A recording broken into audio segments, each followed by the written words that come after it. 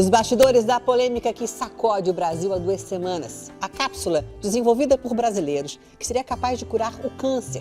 Afinal, por que as pesquisas sobre algo tão importante estão praticamente paradas há mais de 20 anos? O Domingo Espetacular traz revelações que explicam por que essa cápsula do câncer pode se tornar um verdadeiro escândalo. Um campus universitário que se transformou numa espécie de ponto de peregrinação para familiares de pessoas com câncer do Brasil inteiro. Eu vim para ver se eu salvo a vida do meu filho. A esperança derradeira dessas pessoas é a mesma. Uma cápsula azul e branca distribuída pela universidade. O André é um dos pacientes que demonstraram melhora significativa depois de usar a substância. Ele começou a tomar as cápsulas há mais ou menos 50 dias e desde então a família conta que ele está muito mais ativo. Recuperou parte dos movimentos do lado direito que ele tinha perdido por causa do tumor e tudo isso fica muito mais claro com o resultado dos exames. Este laudo revela que o tumor no cérebro de André tinha 3,8 centímetros de tamanho em agosto deste ano. Depois de 20 dias tomando a substância, um novo exame mostrou uma redução impressionante. O tumor diminuiu para 1,7 centímetro, menos da metade do tamanho original. Você vê, hoje ele tá bem, tá brincando no tablet, tá vendo? André já tinha passado por 6 cirurgias na cabeça e os médicos não viam mais alternativas de tratamento. O pai comemora a diminuição do tumor. Mais importante é que ele dá sinais de não estar vascularizado. O que é isso? Tá. Não está sendo alimentado, né? Então assim, dá sinais de que está morto. Assim como André, vários pacientes relatam melhoras com a substância na internet. Por outro lado, autoridades e a comunidade científica demonstram preocupação com a falta de testes que comprovem a eficácia com segurança. No centro dessa polêmica está o Instituto de Química da Universidade de São Paulo, a USP, aqui em São Carlos, no interior paulista.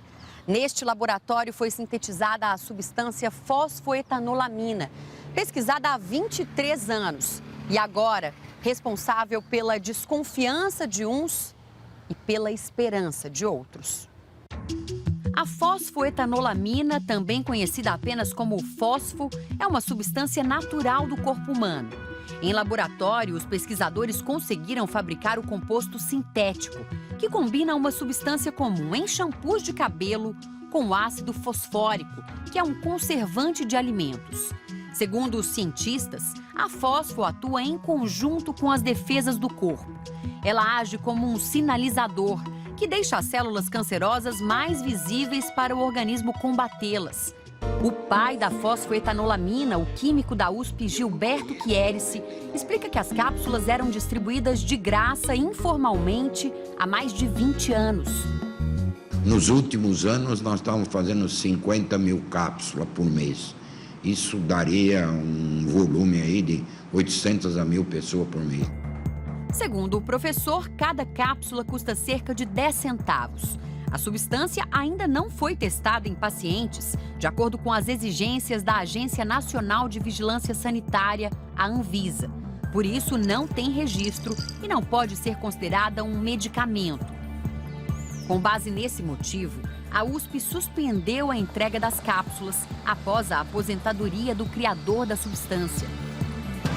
Agora só conseguem as cápsulas os pacientes que entram na justiça. Os tribunais já determinaram a entrega da fósforo a cerca de 800 pessoas. Este advogado de São Carlos tem atendido dezenas de clientes por dia interessados na substância. A procura é muito grande no Brasil todo, até exterior a gente tem ligações. Manuela diz que tem uma liminar judicial e mesmo assim não conseguiu as cápsulas. Ela conta que está há 6 dias na porta do prédio administrativo do Instituto de Química, em busca de uma alternativa para o marido de 60 anos. Carlos fez de tudo para combater o câncer, mas a doença se espalhou e atingiu órgãos vitais, como pulmão e cérebro. A minha única esperança é a fósforo.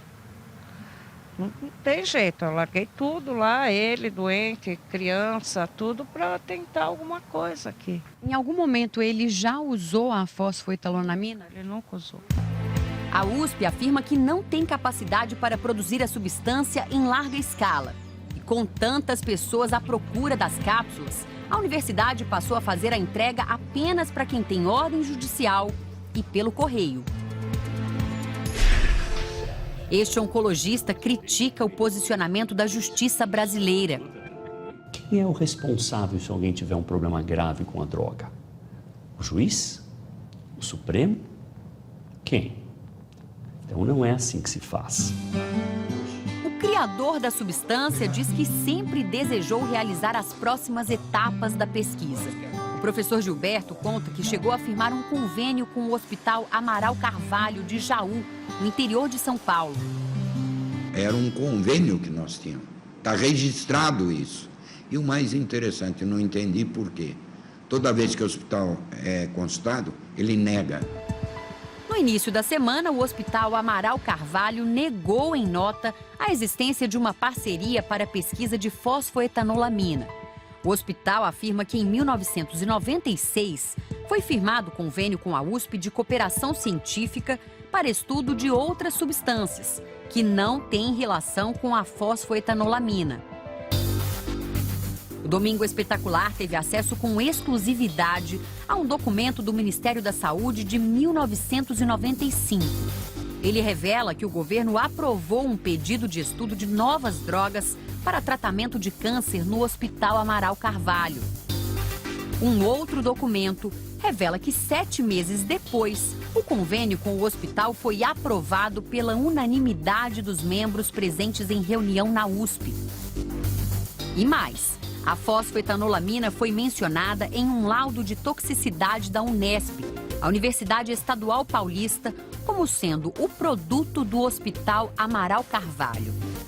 O resultado do teste, feito em ratos fêmeas, demonstrou que a substância não é tóxica. Por telefone, o superintendente do hospital, Antônio Cesarino Navarro, deu explicações.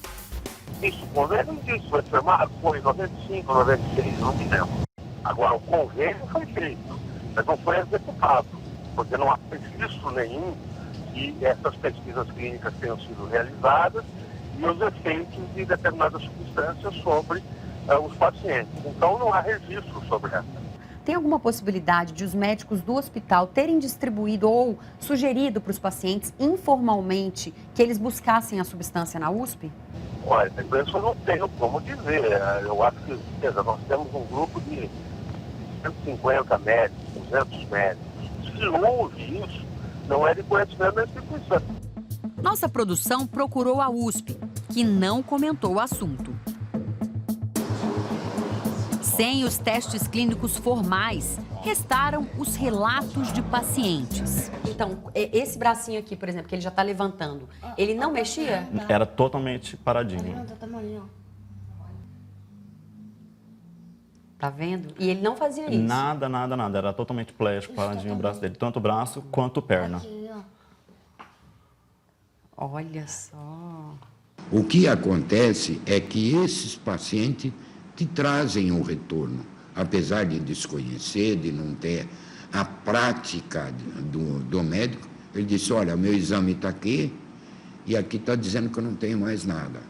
Isso eu ouvi centenas de vezes. E um casamento marcado. A fisioterapeuta Thalita estava com o casamento marcado quando descobriu um câncer de mama. Precisou retirar o seio direito. E o próximo passo seriam 8 sessões de quimioterapia. Eu falei, mas poxa, eu não tô curada? Ah, tá, mas precisa de 8 para prevenção. Para ir pedir uma volta do tumor, uma recidiva. E aí isso me deixou muito triste. Thalita preferiu pesquisar alternativas e tomou uma decisão polêmica. Substituiu a quimioterapia por 2 anos de tratamento com a fosfoetanolamina. E me sentia viva mesmo, tanto é que aí eu falei, bom, agora eu vou remarcar meu casamento. Poxa, eu não vou fazer quimio, eu não vou perder o cabelo. E eu voltava no meu médico em Ribeirão Preto e ele se espantava. Toda vez que ele me via entrando na sala dele, ele falava, nossa, Thalita, você tá ótima. Eu falava, estou ótima.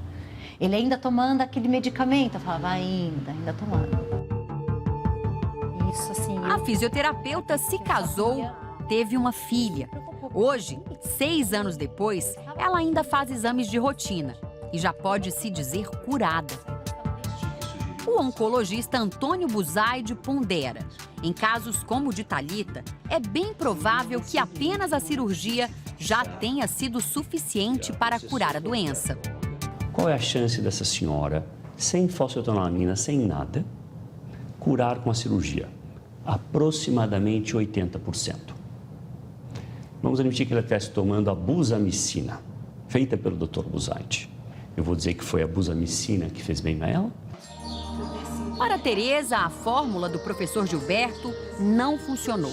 Ela tem um câncer agressivo que já havia se espalhado pelo corpo quando ela começou a consumir as cápsulas.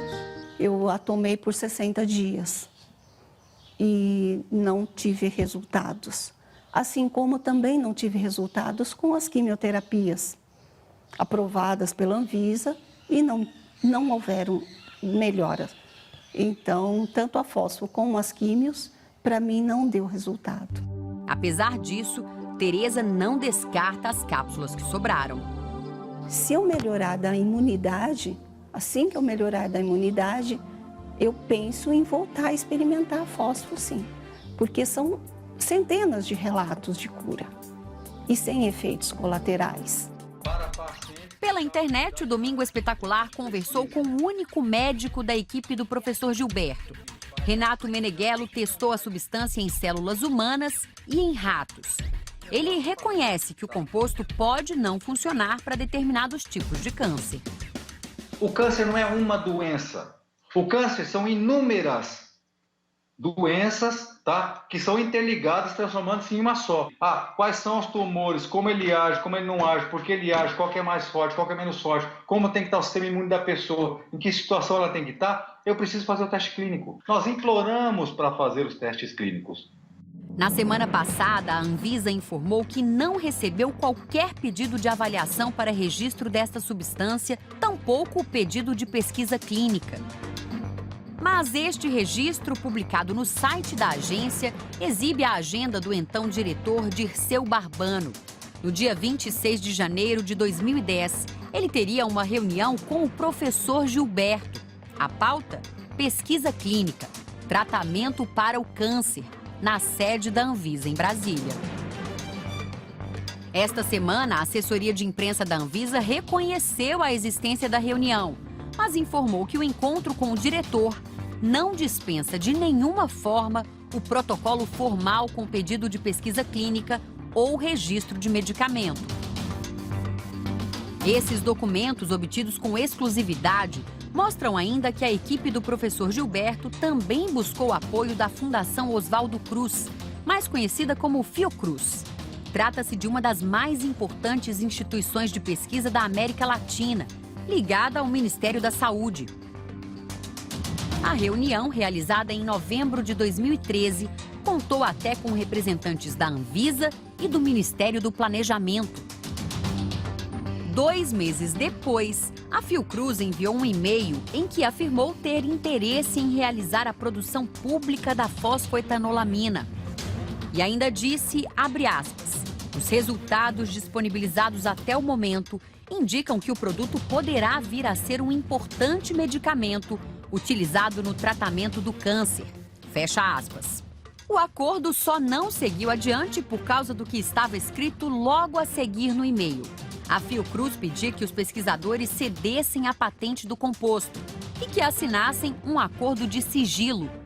Se ele vai pedir a patente do composto, onde mais nós entramos no resto da pesquisa?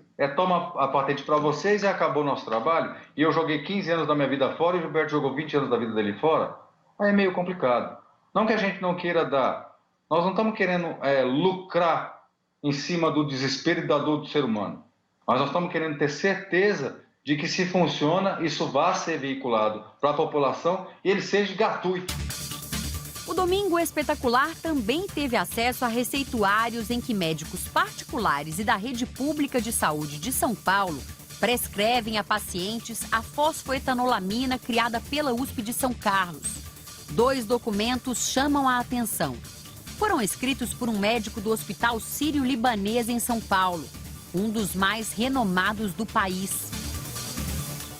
Nesses documentos, o médico encaminha pacientes com câncer ao Dr. Gilberto, em São Carlos, e agradece a costumeira gentileza e atenção.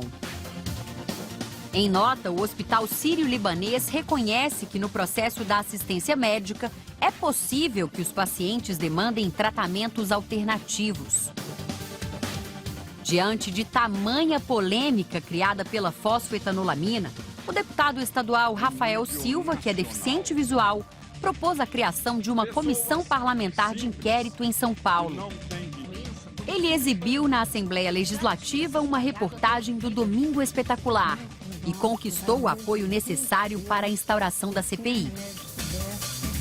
Todas as autoridades têm conhecimento do poder desse composto e se realmente não atuaram no sentido de provar isso tudo é porque eles se curvaram diante dos interesses, talvez, escusos de alguns empresários. Este defensor público federal entrou com uma ação civil pública para exigir o início imediato dos testes que faltam e pediu a liberação da substância, mesmo sem registro na Anvisa, para todos os pacientes em fase terminal de câncer.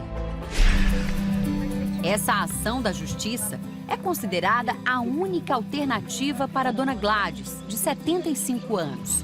A aposentada mora em Porto Velho, Rondônia. Viajou 3 dias de ônibus sozinha até São Carlos, na esperança de voltar para casa com o que considera a última chance do filho. Eu tenho dinheiro, senhora, sou salariada, eu ganho um salário mínimo, eu emprestei dinheiro para chegar aqui. O aviso na porta revela que o esforço de dona Gladys foi em vão, pelo menos por enquanto. Muito calmante para chegar aqui. Aí chega aqui, tem até guarda que não deixa entrar. Isso não se faz, dona. Não deve fazer isso com a gente, não. Não devo fazer.